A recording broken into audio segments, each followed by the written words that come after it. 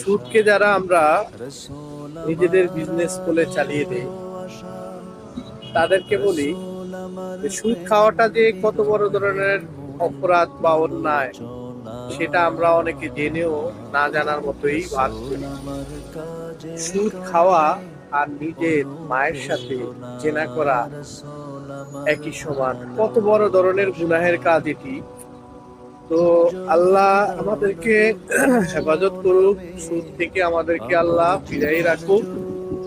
এবং এই সুদের হিসাব যিনি লেখেন বা সুদ নেয়ার জন্য যিনি সাক্ষী থাকেন বা যিনি সুপারিশ করেন, এরা সবাই কিন্তু সমান পাপের অংশীদারিত্ব পাবে। তো সবাই সুদ থেকে মুক্ত থাকবেন এবং আল্লাহ আমাদেরকে হেফাজত করুক। ওকে, ভালো থাকবেন। Like share